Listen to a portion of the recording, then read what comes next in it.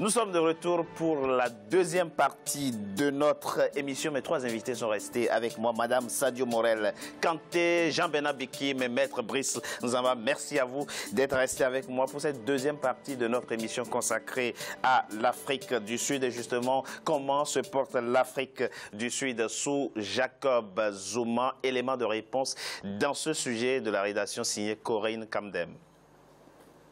Soupçons de fraude, de corruption, de trafic d'influence, de toute l'histoire sud-africaine post-apartheid, jamais un homme politique n'a autant été cité dans d'aussi nombreux scandales. À la tête de la nation arc-en-ciel depuis 2009, Jacob Zuma est plus que jamais au centre de la controverse dans son pays, notamment au sein de son parti, le Congrès national africain. Depuis 2015, le président sud-africain a survécu politiquement à plus d'une motion de défiance de l'opposition rejetée par le Parlement. D'où la question que se posent de nombreux experts, pourra-t-il tenir jusqu'à la fin de son mandat en 2019? Il peut vouloir, mais pouvoir, ça c'est une autre affaire. Parce que je pense que se superpose pas seulement la dimension politique, bon, il y a la vie privée parfois qui peut accoucher de choses inattendues. C'est beaucoup trop de coups pour quelqu'un qui n'est pas un jeune homme. Voyez-vous. Donc, il voudrait pouvoir, mais je ne suis pas certaine qu'il aille jusqu'en 2019. 2016, l'annus horribilis du président Jacob Zuma. En mars, il est reconnu coupable d'avoir violé la Constitution et contraint de rembourser l'équivalent de 480 000 €. En août, son parti politique, l'ANC, réalise son plus mauvais score au niveau national, à peine 53% des suffrages lors du scrutin municipal. En novembre, le scandale qui le relie à la riche famille d'hommes d'affaires indiens, les Gupta, éclate. Motif par la suite de la motion de défiance intentée par l'opposition, mais rejetée par une majorité de députés. Mais surtout, l'année 2016 a mis au grand jour les forts remous que suscite dans ses rangs le cas Zuma, entre loyalistes et frondeurs, emmené par le ministre des Finances, Pravin Gordhan, qui l'a par la suite limogé en mars 2017. It pains me to say ça me fait de la peine de dire que l'ANC d'Oliver Tambo n'existe plus, et c'est le cas depuis des années maintenant. Ce qui nous pousse à nous demander ce qui est arrivé. Ce président, cet homme est arrivé, il a tué l'ANC, affaibli par une culture de corruption. Il a anéanti l'héritage d'Oliver Tambo pour se rendre riche. D'abord, il a tué l'ANC, et maintenant, il tue notre pays. And now he is killing our country. Une partie de l'Afrique du Sud, y compris dans son parti, le Congrès national africain, s'emploie à faire tomber le président Jacob Zuma à coups de manifestations dans la rue ou d'actions devant la justice. Ils parviendront peut-être à leur fin puisque la Cour constitutionnelle sud-africaine a finalement autorisé un vote de défiance à bulletin secret au Parlement contre le président Jacob Zuma ce jeudi 22 juin 2017. Madame Morel, à contrario de ce que nous disions dans la première partie, il y a quand même au sein de l'ANC une exigence de probité vis-à-vis des dirigeants. C'est-à-dire, cette exigence de probité est quasiment nulle d'effet. Parce qu'en Afrique du Sud, ce n'est pas les tenants du pouvoir ou les manifestants qui décident de ce qui pourra se passer. C'est les jeux d'alliance. Or, dans ces jeux d'alliance, Zuma a su être très, très habile.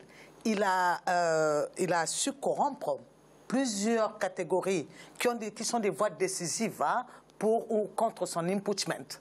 Parce que je crois que c'est ce que Thabo Mbeki n'avait pas pu réussir à faire au point que sa chute a été précipitée. Il n'a pas su se rendre aussi populaire, pénétrer les couches un peu partout en profondeur dans le pays. Oui, mais c'est la popularité, pas la corruption finalement. C'est-à-dire ce que vous dites, vous expliquez. Ce que je suis en train d'expliquer, c'est que Jacob Zuma, populaire et corruptif, a pu donc pénétrer à plusieurs niveaux. Donc les organes décisionnels restent en fait fragilisés par le fait que Thabo Jacob Zuma a comme été une nappe sur la conscience de beaucoup de gens qu'il a fait après Mbeki. C'est vrai qu'il a aussi perdu 40% des membres de l'ANC ont fait défection. Il lui faut constituer ce parti à coup de 1 500 000 membres, les tenir pour que le parti reste encore assez fort. Mais ce qu'il a pu réussir, c'est que pour le dégommer de là, sera très difficile. Soit que la Cour constitutionnelle puisse le dégommer ou que les manifestations puissent le dégommer seront très difficiles parce qu'il a pénétré les consciences qui tiennent ces institutions-là ou ces marcheurs, ou ces manifestants-là, à un degré qui est... Parce qu'eux-mêmes font partie de ces deux structures que j'ai citées. Alors, Brice Nzaba, Madame Kanté Morel dit quelque chose de tout à fait juste, c'est que, et c'est d'ailleurs ce que dit aujourd'hui l'opposition sud-africaine, qui estime que le dernier gouvernement de Jacob Zuma est une niche de gens peu recommandables. Et a même saisi la Cour constitutionnelle pour qu'on autorise le vote de défiance secret, le vote secret. Et effectivement, le président plutôt de la Cour constitutionnelle vient d'autoriser la présidente du Parlement à emprunter cette voie. Est-ce qu'on va assister au chancellement, voire au vote de défiance effectif de Jacob Zuma? Écoutez, je pense que tout est possible en politique. Hein. Tout est possible. Il faut aussi savoir qu'en politique, il y a ce qu'on appelle la popularité de base et puis il y a aussi les manœuvres d'appareil.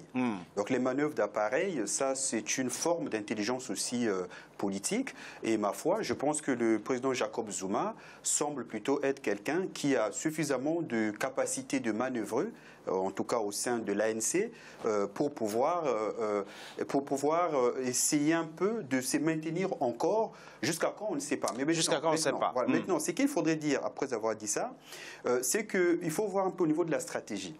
Est-ce qu'aujourd'hui, l'ANC est suffisamment consolidé, suffisamment fort la corruption les a soudés, c'est paradoxal, mais ça a pu. Voilà, c'est-à-dire qu'il y a un discours convergent de lutte contre la corruption, dont le symbole constitue aujourd'hui le président Jacob Zuma. Ça, c'est une chose. Il faut se séparer du président Jacob Zuma, c'est un fait. Est-ce qu'il faut se séparer de lui maintenant et tout de suite? Ça, c'est une autre question. Et je pense que dans tout parti responsable, il faut toujours veiller à pouvoir rassembler tous les éléments de solution à toutes les hypothèses possibles après une décision. Donc aujourd'hui, la vraie question, si l'ANC estime pouvoir disposer de toutes les cartes pour gérer la situation de l'après Jacob Zuma anticipé, je pense qu'il est possible que, avec le vote de défiance qui va être un bulletin secret, pendant que vous en parlez, expliquez quel peut être l'impact de ce nouveau système de vote. Ça se faisait à main levée avant et ils n'assumaient pas. Comme l'a dit tout à l'heure Madame Morel, c'est que si jamais il y a des députés qui sont, pour des raisons un peu ténébreuses, tenus de lever la main pour dire « moi je suis contre le vote de défiance », à partir du moment où le vote est secret, il n'y a plus de conscience. On ne sait plus qui a voté contre. Exactement. Donc à partir de ces moments-là, la corruption ne joue plus. Voilà, c'est-à-dire qu'à partir de ce moment-là, l'élu est seul avec sa conscience, dans le secret de son âme ou de sa conscience, pour décider. Donc on renforce les chances et on redonne le pouvoir véritablement aux élus pour qu'ils choisissent et qu'ils décident en âme et conscience. Oui, mais moi, s'ils ne sont pas capables de s'assumer, d'assumer le choix, c'est infantilisant finalement. Non, ce n'est pas infantilisant. Moi, je pense que la Cour suprême a fait son devoir. La Cour constitutionnelle, merci, a fait son devoir en responsabilisant les députés. Il appartient aux députés de faire leur devoir. S'ils ne le font pas, libre à eux, parce qu'ils ne sont pas tenus non plus. Ils sont tenus à une discipline de parti, donc il y aura des consignes du parti de l'ANC qui va donner des consignes pour dire, bon, peut-être qu'on va encore garder Zuma, et puis une fois qu'on aurait fini notre congrès et qu'on saura qui pourra le remplacer, là on pourrait passer à une autre étape. C'est pour ça que je parlais qu'en politique, il y a des manœuvres qu'il faille faire quand on est prêt et qu'on est sûr de répondre à toutes les hypothèses possibles. D'accord. Et Monsieur Jean-Bernard Bekim, alors mécaniquement la situation est la suivante. Ils sont 400 députés au Parlement sud-africain. L'ANC a 249. Pour destituer Jacob Zuma, il faut 201, c'est-à-dire la majorité relative. Est-ce que l'introduction du bulletin secret, du vote secret va faire basculer, va faire changer la donne? Aujourd'hui, l'intervenante du sujet a dit, pas sûr que Jacob Zuma aille jusqu'en 2019. Je vais tempérer tout le monde. La saisie de la Cour constitutionnelle s'est faite sur la base de la position de la présidente de l'Assemblée qui dit qu'elle n'a pas les prérogatives juridiques pour organiser un bulletin secret. Elle vient d'être autorisée il y a quelques jours. La réponse de la Cour constitutionnelle est de dire qu'elle dispose des prérogatives. Ça veut dire, en fait, on se renvoie la balle. On se renvoie la balle. Ça c'est un élément... La décision est comprise comme une autorisation. C'est un élément qu'il faut prendre en compte. S'il vous plaît. C'est important. Oui. C'était juste rapidement pour apporter de l'eau. C'est ce que je disais tout à l'heure. Il y a des manœuvres d'appareil. Parce que le président de l'Assemblée, je suppose qu'elle est membre de l'ANC. Hein, donc elle aurait pu, puisqu'elle n'est pas non plus, elle sait lire le règlement intérieur de l'Assemblée. Elle a quand même, si elle l'a pas, elle a un cabinet juridique qui peut lui dire, bah, écoutez, on peut... Voilà. Maintenant, si elle a dit non, on demande. Non, je veux la validation constitutionnelle. Voilà. C'est pour dire que je ne veux pas être responsable de ce qui pourrait se passer. D'accord. Voilà, elle dit la chose suivante. Je ne dispose pas de prérogatives juridiques. Il faudrait que la Cour constitutionnelle se prononce. Et que dit la Cour constitutionnelle? La Cour constitutionnelle dit attention, vous avez de par votre position, votre fonction, tout à fait. De fait. C'est prérogative, mais juridiquement, elle s'abrite derrière le fait qu'elle ne les a pas. Voilà. Donc, pour fermer ce débat-là. Alors, ce qu'il faut vraiment se dire, est-ce que Zuma tombera? C'est la question. Zuma ne tombera pas. D'accord. Pourquoi il ne tombera pas? Il faut rappeler aux téléspectateurs que Mandela était excédé au bout de la deuxième année, que la situation de la masse des populations ne se soit pas améliorée. Ça a généré des tensions avec Botha et Mbeki. Ça n'a jamais été relancé. Et il avait exigé que le modèle économique, que le modèle politique soit changé, ce qui n'a jamais été fait. Et il a sorti le mot suivant: les mêmes raisons pour lesquelles nous nous sommes battus seront les mêmes raisons pour lesquelles nous risquons demain de nous retrouver au bord et en marge de la société. Ça veut dire quoi? Ça nous ramène aux puissances financières, monétaires et économiques qui étranglent toute l'Afrique. D'accord. Mais si on reste dans le contexte sud-africain, et plus précisément, s'il vous plaît, M. Bikim, plus précisément sur la question, est-ce que le président Zuma tombera ou pas? Votre réponse est Zuma ne tombera pas. Je trouve un peu contradictoire ce que notre ami Bikim vient de dire. Alors, très rapidement, très rapidement avant que... Voilà, parce que d'une part, il dit que Zuma ne tombera pas. Ne tombera pas. Pourquoi? Il explique. Parce que Nelson Mandela aurait dit que si on ne respecte pas dans 2 ans, on ne règle pas le problème économique et on risquerait de se retrouver au bord de la route. Bon, moi j'ai compris par là que précisément il y a des raisons pour que Zuma tombe. Puisque précisément les problèmes économiques aujourd'hui se posent avec beaucoup d'acuité. Et même pire encore qu'au temps où Nelson Mandela était encore vivant. Donc moi je pense que si Zuma ne tombe pas, avant 2019. Avant 2019, c'est possible. Hein, là-dessus, je suis d'accord. C'est possible qu'il ne tombe pas, mais c'est aussi possible qu'il tombe. Donc moi, je pense que tout dépend des consignes internes à l'ANC, de la stratégie de l'ANC, stratégie interne, pour gérer la passation de pouvoir l'après Zuma. Tout dépend de ce qui se... Voilà, c'est une affaire de manœuvre d'appareil. Pour revenir, Mme Morel-Kanté, à la question liée à la participation des Blancs au pouvoir, ça me gêne de parler, mais dans le contexte sud-africain, et ceci n'est pas du tout gênant. Comment doit-on imaginer finalement la situation? Est-ce qu'on peut dire aujourd'hui que les Blancs en Afrique du Sud sont victimes d'une forme de marginalisation ou de contre-apartheid finalement, puisqu'ils ne sont plus, ils n'appartiennent plus à l'appareil d'État? Oui, mais ça ne veut pas dire qu'ils ont perdu leurs prérogatives. Hein. Si temps et le socle est aussi économique, je crois qu'ils maîtrisent certains domaines encore qui fait que... je ne pense pas qu'ils ont tout perdu. Et je pense qu'aussi, de 90 à maintenant, les Sud-Africains ont eu le temps de se mettre en route aussi. Le temps, c'est-à-dire nous, dans notre jargon, on aurait parlé de la mise en bouche. La mise en route du fonctionnement du noir sud-africain a dû quand même être parfait, là. Si ça n'a pas eu lieu, ça veut dire qu'il y a un problème dans leur propre fonctionnement.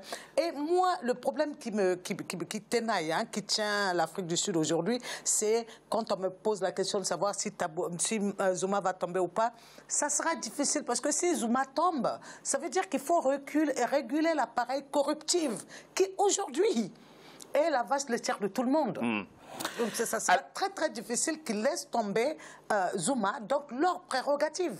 Et je peux vous assurer que la gangrène est tellement profonde que tout le monde est complice de Zuma et on trouve aujourd'hui normal d'être corrompu pour exister. Jean-Bernard Bikim, Au fond, il y a beaucoup qui disent que les Blancs en Afrique du Sud ont toujours détenu l'essentiel du pouvoir, notamment le pouvoir économique. Ceux qui animent l'appareil ne sont que des paravents, mais l'essentiel du pouvoir économique reste encore détenu par les Blancs, ceux qui donc animaient l'appareil de l'État. Dans quelle proportion cette réalité est-elle vérifiable? Alors déjà, il y a un élément qu'il faudrait rappeler aux téléspectateurs. Aujourd'hui, les Noirs reproduisent le même phénomène qu'ils ont combattu vis-à-vis des Blancs. Il faut le dire, il ne faut pas avoir peur de le dire, il faut le dire. Mais ça vaut pour tous les anciennes colonies, finalement, du continent. Et cette question-là risque de faire en sorte que les plus faibles continuent à souffrir. Ça, c'est le premier point. Sur le fond, dans un système libéral, prenons le système sud-africain, l'État n'a qu'une seule fonction. Lévier les taxes, organiser la vie de la société. Ouais. Or, d'un point de vue scientifique, l'État est un agent économique comme un autre. Oui. La difficulté qu'on rencontre en Afrique du Sud, c'est que l'Afrique du Sud, il faut quand même pas l'oublier, il faut rappeler aux gens que l'Afrique du Sud, ça a été un territoire occidental le plus avancé dans le monde, le monde des pauvres, émergents, tout ce qu'on veut. Et brutalement, ce monde s'est arrêté. Parce qu'il faut quand même le rappeler, quand Mandela accède à la fonction suprême, ça n'était pas dans les plans. Oui, très rapidement, s'il vous plaît. Je veux terminer. Donc, quand cette chose se produit de façon brutale, qu'est-ce qui s'est passé? Il y a eu, je dirais, un phénomène de rejet de l'État, du nouvel État, du nouvel ordre, pas le nouvel État, mais du nouvel ordre, qui se mettait en place. Et il y a eu une sanctuarisation de tous les domaines monétaires, financiers et économiques. Ce qui a étranglé Mandela, qui a étranglé Mbeki, et qui a surtout propager le cancer qui est la corruption. Oui, mais la question, qui aujourd'hui détient les leviers essentiels de l'économie sud-africaine, vous ne l'avez pas abordé. Ce sont les Blancs. C'est aussi simple que ça. Vous pensez, Brice, on est d'accord? Ce sont les Blancs. Écoutez, moi, les réponses rapides. C'est dur à dire. Je ne dirais pas que ce ne sont pas les Blancs qui détiennent les leviers économiques, mais il faudrait, comme a commencé à le faire mon ami Bikim, c'est qu'il y a une histoire. Il ne faut pas oublier, il faut rester dans le contexte de l'histoire. Vous avez des gens qui sont arrivés et qui ont occupé des terres par la violence, qui ont fait souche et qui ont généré de la richesse en exploitant un peu l'ignorance et en exploitant les autres, donc les Noirs. Et aujourd'hui, et après, avec l'abolition de l'apartheid, il y a un temps qu'il faut prendre. Il faut que les Noirs s'éduquent. Il faut miser sur l'éducation, donc acquérir les compétences, parce que la richesse ne tombe pas du ciel. On n'est pas riche parce qu'on va prendre l'argent de l'autre. On est riche parce qu'on exproprie l'autre. Parce que voilà, ça dit qu'il faut partir du principe que la première richesse, c'est la connaissance. Il faut acquérir le savoir, acquérir la compétence. La technicité, une fois qu'on a ça, on a les outils qui permettent donc d'accéder à la richesse parce qu'on la crée. Donc moi je pense qu'il y a un temps qui devait être consacré à un grand investissement dans l'éducation, dans tout ce qui est acquisition des compétences techniques, agricoles, comment on gère une ferme, etc.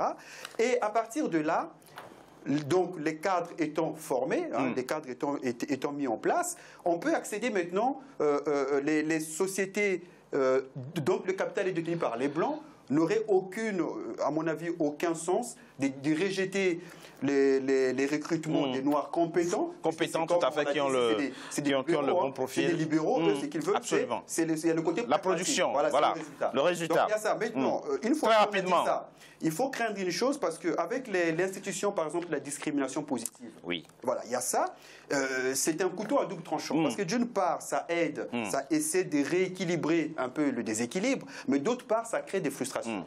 Et puis ça peut aussi générer donc, il faut un temps pour que tout ça soit mis c'est-à-dire qu'il faut prendre en marche. Du temps, oui.